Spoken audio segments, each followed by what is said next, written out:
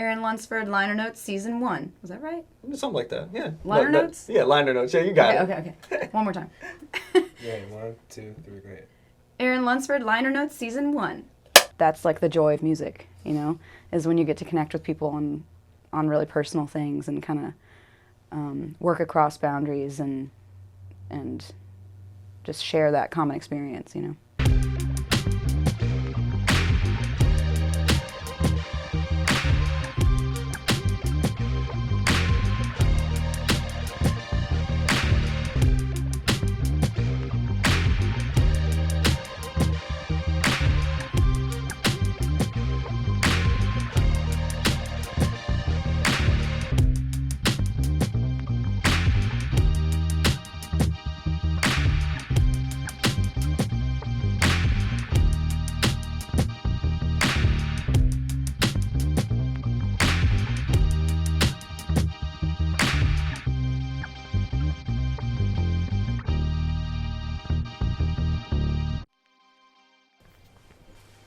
Yeah, Friday night we had a show down, it's 4 hours away in Stewart, Virginia. It's kind of near Floyd. Oh, wow. And it's a little festival down there, and it was just so sweet and lovely, but they were running super behind, and we played like 11 to 1, and I haven't played a set past 7 o'clock for 2 years now. So I was just wiped.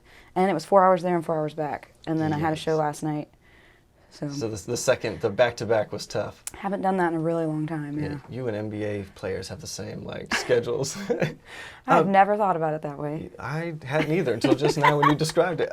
You spend a lot of time down, like, in that area of Virginia. Mm-hmm. Like, what about that area keeps drawing you back? Like, is there a specific interest in that sound out there? Like, what? Well, I'm from that area originally, is probably the number one reason. I'm from Botetourt County. It's really close to Roanoke, basically. Okay. So Southwest Virginia. And my family, my extended family, like my grandparents and everybody's from Floyd, the even more rural aspect of that area. So, but there's just a couple really great festivals out there that Erin and the Wildfire played. There's Rooster Walk, Floyd Fest. Yeah. And then this one was Front Porch Fest that we just played. So they've all got these like gorgeous little farms and bring in really amazing music. So it's fun to be there. And speaking of like Western Virginia, you spent a lot of time out there going to school and forming your band, Erin and the Wildfire. Like, yeah. What did that Appalachian lifestyle, being in that kind of open land, do for you as an artist, and how did that kind of help create your sound? Well, I solo started as super bluegrass music, which I've gotten away from a bit, but when the band got together in Charlottesville, we kind of blended all of our influences together and started venturing away from my bluegrass Americana sound and more towards like funk and pop and stuff that we all collectively loved, but I wasn't really bringing that sound by myself. So it was something we had to work towards to migrate our songwriting that direction. But I would say my personal music sensibilities were super informed by Appalachia and like the ballad, you know, like the classic ballad that you hear in bluegrass and Americana music. I just love that kind of storytelling, and that is something that is still in Erin and the Wildfire, like trying to tell a story, trying to connect with people, and our songs are kind of a journey, you know, like beginning, middle, end. Middle, beginning. You start where you want when you're telling the story, right? That's true. That's true. What was the hardest or most interesting transition trying to go from the more like Americana bluegrass sound into more of like a funk pop style? Because they're different, but they're not that far different. So like, what was that transition like as you learned? Great question. It was challenging because I was really clinging to what I knew and also feeling like a lot of ownership over the songs and not wanting to change my vibe very much. But my bandmates were like, we think this other kind of music would be cool. We should try to, you know, push towards that style. So initially I was kind of pushing back and having a hard time writing in this new direction. But we were constantly listening to stuff that was changing my mind about that. So it was a lot of changing what kind of rhythm goes behind the song when I'm trying to write lyrics. and what kind of chords are going to go behind everything. It's just not as simple. Not that all Americana is simple, but it's just a totally different vibe for chords and everything that goes behind the lyrics. So it was a lot of listening to influences that helped What shape. were some of the things you were listening to? D'Angelo, Funkadelic. I can think of more recent influences, but I wonder what I was really listening to back then that was changing my mind. Like these days, I'm all about Emily King, Brittany Howard, Alabama Shakes. Yeah. Who else? The band collectively just loves and admires D'Angelo so much. Man, Richmond legend. Yeah, Richmond for legend. sure. You're not the first person in this seat to have answered D'Angelo like that.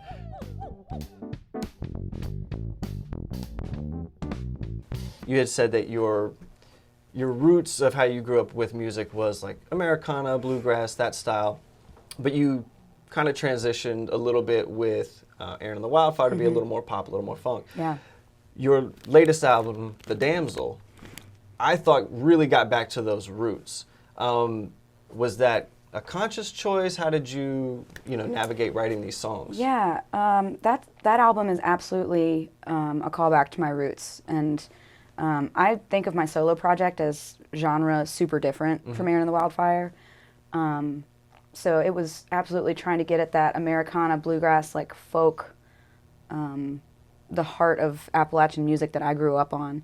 And, Erin and the Wildfire, I think of us as like indie pop soul, just I feel like there's a big divide at this point between those two projects, but when we started, it was one and the same, and it was kind of like a backing band for Erin Lunsford, and then we were like, actually, we want to write in a different way for this band sound, Sure. But yeah, The Damsel was such a long time in the making. Some of those songs are like 11 years old. Wow. And I just hadn't put any focus on my solo project for a long time because I was trying to do Erin and the Wildfire. So it was a really nice opportunity to really soak into those songs and try to put them down in a way that people would experience when they come to see me. That's kind of what I wanted to get out of that album. Like if you come see Erin Lunsford, this is what it sounds like, So yeah, that album was really fun to make, but also released during the pandemic, so didn't get to do anything with it really, but someday hopefully. No, I mean, I think you did some things to kind of like make the best of it. What I liked about the album is it really is, I feel like, a glimpse into these very specific moments of your life, almost specific conversations at times, like, like with you and your mom about you moving and things like that. Yeah. Where did the courage to allow people into those moments come from? And then how did it feel kind of weaving that moment into like a broader narrative of the album? Great question. I think that I was trying to write songs that helped connect with people. I'm thinking of Dolly Parton comes to mind. Excuse me. Her kind of songwriting is so specific sometimes, and such a specific narrative, like a really particular story she's telling that's just so, it just grabs you, and it makes it, and all kinds of different people can relate to her stories because they're so specific and so heartfelt, but also generalizable,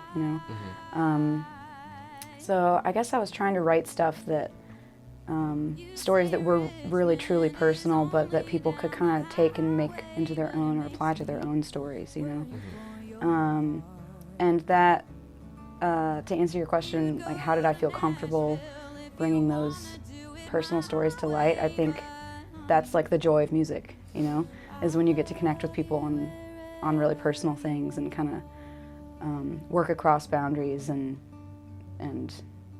just share that common experience, Yeah.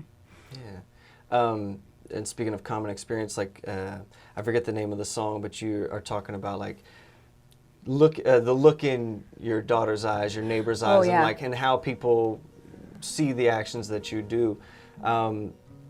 Like how has the community that you grew up in kind of, I guess, influenced you in that way? Because it feels like family and like loyalty are a big part of it's stuff, you know, your personality, but also it bleeds into your sound and like the music that you create. So like, what was that dynamic like? Your questions are so thoughtful. Thank you so much. Thank you. Yeah, you're talking about the song Neighbor's Eye. There you So go. that tune I wrote after attending the Women's March in DC in 2017. And yeah, it was a really, really beautiful day being there. I was really scared going into it because one of my friend's cousins works in the CIA and was like, don't go, it's going to be dangerous. But all of my close friends were going, and I was like, if they're going to go out, I guess I'm going to go with them, you know? And then it was just a beautiful day and lots of unity, and I felt really inspired, but I also felt so pulled by the partisanship of everything, and so many people were being polarized at that time, you know? Sure. So that tune was about knowing that you're on the right side of things if you're acting out of love and not out of fear, which is sometimes hard to delineate, but that day felt like acting out of love, absolutely. And that ties into a lot of my songwriting because I feel like I've been lifted up by other women musicians in Charlottesville and in Richmond all the time. People are always extending a hand. And in particular, my college experience, I ventured my way into a student recording group called O Records. Okay. And that's where I met the band, Erin Wildfire. But it was a black woman who helped me get into that group and, you know, lift me up with all these other musicians at the time. And I just have never forgotten how profound that experience was when I should have been reaching out a hand to her, you know. It was such a great teaching moment. And so that's what that song ties into, is like all the women that have helped me and in my music as well. Yeah, well, I mean, the title of the album is very fitting, The Damsel. Like, I think with that, though, there's like, you tied irony into that, because a lot of your album is about strength. And when we think of the damsel, it's always the damsel in distress. Somebody needs to come save you. And your album, you know, combats a lot of that. But I still feel like, on the song like 27 Summers Down, like, is that a new thing that like women of our generation are dealing with, like that expectation of like, oh, there's a time limit on when you have to have all these things checked off the checklist, and trying to rationalize maybe a different way? Is that like a new generational thing, or is that just you? Like, I don't know, I'm kind of just interested. Great question. I don't think it's a new thing. I think that just the timeline and the pressure on women from the patriarchy to fit whatever mold is expected is always changing. Okay. So like for my mom's generation, it was like, you better have a kid and be married when you're like 20 or 25 or whatever. Sure. And now I was thinking of that 27 Summers Down in terms of my life plan in general, but also my relationship to my music career. Because there's so much pressure to like be a pop success before, like when you're 18 or whatever, or less. Shouts out Olivia Rodrigo, you're killing it. But you know, there's a weird pressure from a lot of different sources for women to be successful and be young, you know. Yeah. So that's where I feel like, oh my gosh, time's running out, and I wanted to reclaim that with that tune. Like, I'm not going to play the damsel. That's where that lyric is from, is that song. And like make my own timeline, make my own path. But yeah, I'm not sure if it's a new generational thing. It's just like, that's where we're at now. So you feel, so you're saying like, it's almost like the same pressures just pushed back a few years? Yeah, or morphed into a different expectation, like career, or kids, or marriage, or whatever the thing is, you know. I wonder if like life expectancy has anything to do with that? If like 100 years ago they expected to live shorter lives, so you had to get married quicker, and now I think you're right. And now yeah. like you can live 20 years longer, and so we push that back a little. Totally. I think we may have just figured it out. It actually started with my mom. Like, I went grocery shopping with her and was starting to see all of the options that are out there. I just was like, yo, like, I can make all kinds of pretzels. I would come up with a bunch of cravings and then start selling them at work. Like, I spent a lot of time like making sure every detail is like perfect. I just knew whatever was gonna come out was gonna be real, because like, I live and breathe this like handle creations. It was really important for us to be able to provide something for our vegan community, gluten-free community, our sugar-free community. The pretzels are like pretzel ladies. The cake pops are lady cakes. So just kind of trying to pour into that feminine energy and that, you know, I can have kids and still own my own business. Like, I can do it all.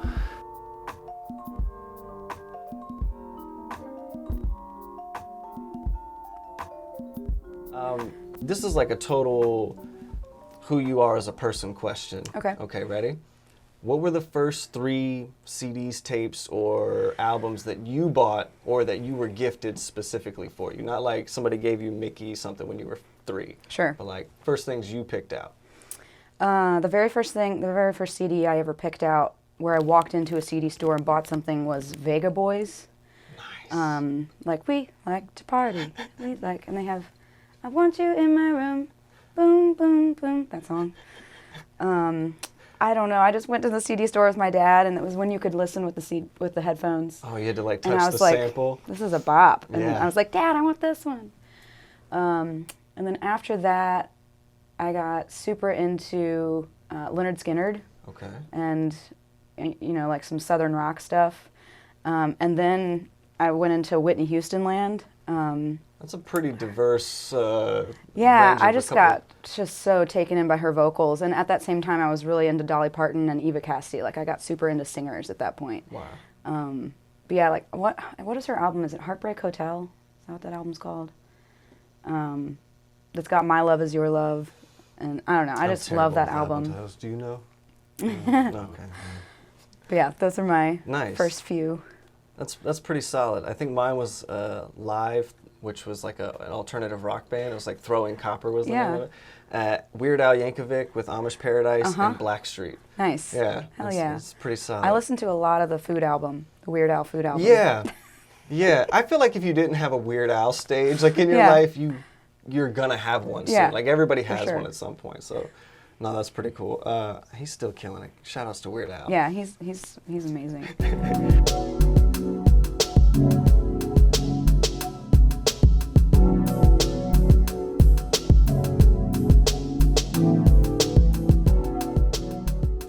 You mentioned the pandemic. Ugh. Yeah. It's not fun for anybody. Nobody liked any of that. Still don't. Yeah.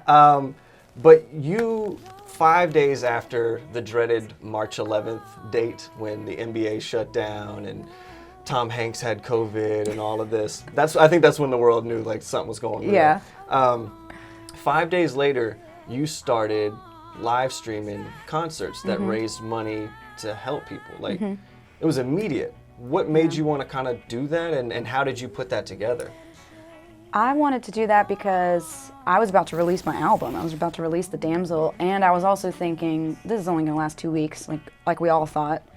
So I was like, this is going to be a holdover. You know, I'm going to keep people entertained and try to keep their attention, and then 2-3 weeks from now, I'm still going to have my shows. So this is going to be like perfect advertising, and then also it was a perfect way to tie in a charitable cause. You know, just at the same time, with no realization that it was going to take what are we coming up on?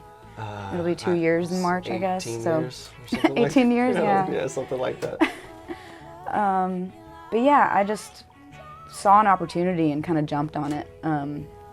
And it was really rough in the beginning trying to get all the tech down because I'd never done anything like that before. And just kept working at it, and then, you know, became a much longer thing. It wasn't intended to be, but You probably raised more money than you thought you would initially with doing all that. I extra really shows. did, yeah. I think I donated like $1,600 in 2020 to different organizations from the weekly tip jar. That's cool. I know that for myself, like during that time, the artists who did at least try to utilize the moment in some fashion by putting on some sort of live concerts, it was so nice. Like I really enjoyed that. Yeah. And not to say that I don't want to see people live anymore, but I think like artists should try to incorporate more of a live stream thing into their Yeah. shows, or so people can tag in from afar. I don't know. I think that out of this is going to come something interesting, something a little more creative. So I'll be watching you because you seem to be on the forefront of that.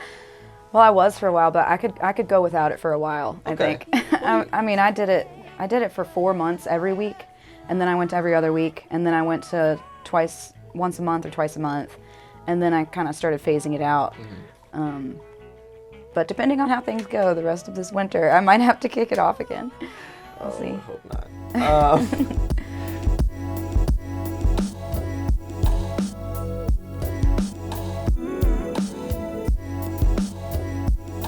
So you've done a lot of touring with your band Erin and the Wildfire. What's the most fun thing you've eaten while you were out? Ooh. Oh my goodness. One of my favorite memories is when we played in Philly and we were like, we're going to get a classic Philly cheesesteak while we're here. Where did you go? I have no idea. I couldn't tell you. It was a strip with like 10 different Philly cheesesteak places. So I'm not sure. But the experience was really memorable. How did you choose between the 10? We went in a place that had a bunch of people. Okay. That's usually a good indicator yeah. of quality. But I got my head bitten off, though, by the person behind the counter because I have never ordered, and there's a process to it, and you know what bun you want, what cheese you want, sauce or not. You know, there's like, it was kind of like Subway, but you need to know your shit before you're in line, basically. It was like legit soup Nazi style, like from Seinfeld. Exactly. Wow. Yeah, so I was kind of like a hurt puppy in there. And so they actually skipped me and went to my bandmate, and I had to like get behind in line again because I wasn't ready. But it was really good also. Worth it. I have yet to have a real Philly cheesesteak. The fake ones are good. Yeah. I like that. This could have been a fake one, I don't know, but it was awesome. You assume that if there's 10 or like 9 other spots right around it, that they are somewhat comparable. So That's they're fair. either all trash or they're all authentic. Yeah. Let's go with the latter. Okay. I'm Alexander and this is Garrett. Garrett. We're honestly smoked. We found out we lived across the street from each other in college, and we were always cooking stuff in the backyard. When jerky came into play, and I had a recipe that I had messed around with. We went in, you know, that top spice, you can see it is bold. There's a lot of minced garlic, there's black pepper, there's smoked paprika, there's cayenne, there's garlic. There's all these great things in there that you just won't know. It's so textural and so vibrant, and then you bite into it, and it's like boom, and it just lights you up. And not to be cliche, but we made our product with love. We started this because we both ate a lot of beef jerky. We'd go to the grocery store. And we still do. And of course we still do. Shout out 3 Notch Brewing. 3 Notch Brewing. Collab House in Scott's Edition, our Who Smoked All the Porter recipe that was a companion beer to the Mild Child Jerky. And we were gonna try to take that and rummage that into an awesome little holiday flavor for y'all. If you type in here RVA, we haven't made this promo code yet, but it will be live by the time this is. Yeah, you are in the future, and this promo code is now live. Exactly. So if you use promo code Here RVA, you will get RVA. 25% off your entire order. In Richmond, I think now is a time when we have more options to see different live music than we've ever had, which I think is awesome. What are some of your favorite spots to like go watch somebody play? Let's see. So many. I love the vibe at Friday Cheers. That outdoor setting is so gorgeous next to the river. And it just feels, I don't know, I've only been when there's been good weather, knock on wood. So it's always just been kind of a blissful experience. So I've really enjoyed that.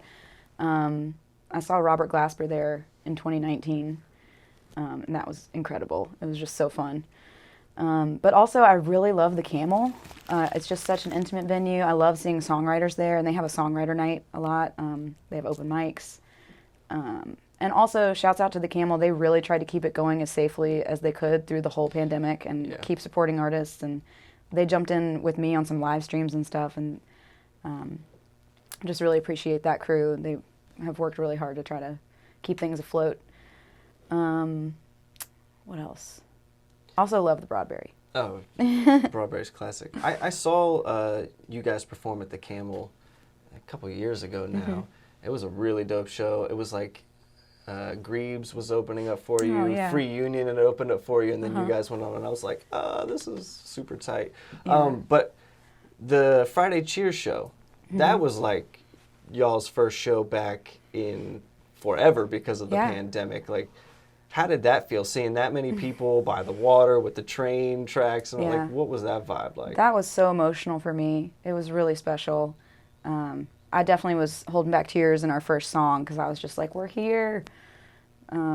Light at the end of the tunnel for this pandemic thing. But yeah, that was our first show back in a year and a half, and it was sold out. So we were just so flattered. It was amazing. And, you know, it was with Mighty Joshua, who's so incredible. And we had a great time hanging out with them backstage. They're just the sweetest people too. But yeah, that was blissful. Again, it was just so lovely. We lucked out on the weather, and it was still really freaking hot, but it wasn't raining. Yeah. And after being inside for so long, who's complaining? Exactly. No, that's dope. Yeah, that show was amazing. I really enjoyed getting to be there for that. Yeah. I was working. Yeah. But you were. I was definitely working, but I love that, like, I can say that and it doesn't mean that I'm doing something that I hate. You know what I mean? It's like, no, I'm working, but I'm watching a show that I like. Right. You know what I'm saying? So.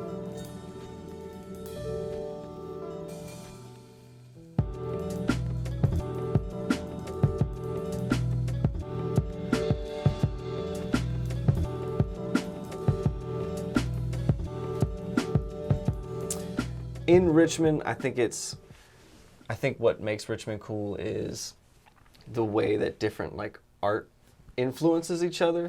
But I like also hearing another person's outside perspective, because you weren't always here, I wasn't always here. So like, what drew you to Richmond? Because your band was in another city, you know what I mean? Like, you could have had practice out there, but what brought you here to Richmond? Erin and the Wildfire came to Richmond because our keys player quit, and we were having to find subs all the time, and we were just constantly drawing from Richmond. There's so much talent here, and also a lot of the people that we really admire were working here, Butcher Brown in particular. Like, we just love their music and how hard they work, and some of our other Charlottesville friends were coming here all the time too. Like, Charles Owens is one of our other just favorite musicians. We really look up to him, and he actually just moved here too. But he was playing here all the time, and just a lot of the music that we were enjoying was coming from here. So it seemed like a logical next step to go to a slightly bigger place. We really admired the scene. And I was just also ready for a move. We'd been in Charlottesville for 10 years, if you include our schooling. So I was ready for a change. And I'm also, as you mentioned earlier, a big family person and like really tied to my family in Southwest Virginia, so this wasn't too far away. I could still get home in like 2.5 hours and see people if I need to, so it felt like a really logical next step away from home, getting into a bigger pond and trying to make more connections. Also, this is a great place to tour from. Like, it's so centralized in terms of East Coast touring. So that's been another great aspect. You can get anywhere in an hour and a half or 2 hours. Yeah. I don't need your permission to be real, so everybody listen up. I can't stress this enough. Your shape really trips my trigger. So Handy Woman Creations is giving you a box of super sweet treats to take, so enjoy Wow. those. Honestly, so smoked jerky's kind. got some jerky in there for you. Thank you. There's a Hero RVA coffee mug. I Enjoy love it. all of it. I get to keep this mug? Well, there's a fresh one in there for you. Yeah. That's so cool. But yeah, Thank yeah. you. No problem. But yeah, love this has been fun, man. Everything good? Y'all good? Yeah, everything. We lost those lights about. I saw that just a second ago, but yeah.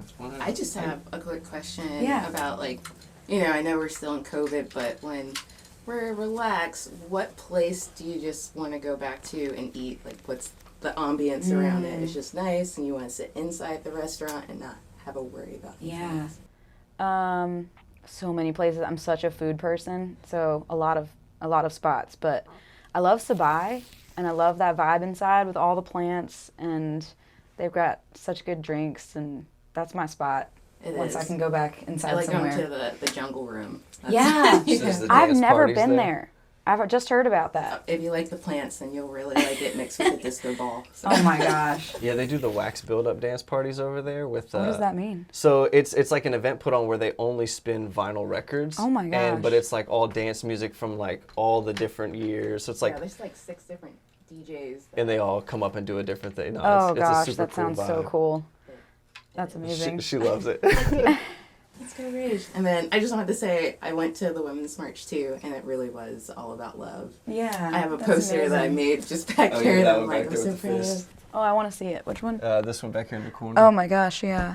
That's I went beautiful. with my mom, actually. Did you? Yeah. That's so special. But I get the whole like being concerned because my dad was in the FBI at the time. Really? At Quantico as a director, and he just was like, "Be careful. It's a lot Yeah. of people," but it really. I mean, just it was almost community. kind of scary how many people were there. Oh my It gosh, was off the subway, packed. but you know, all those pink hats. Yeah. Like, can you be angry with pink? You know? Right, yeah.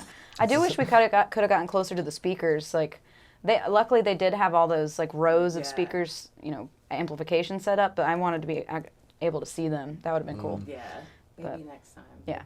If we need to rally again. I know. Well, we probably do. More monitors. Yeah. We get Elijah on sound.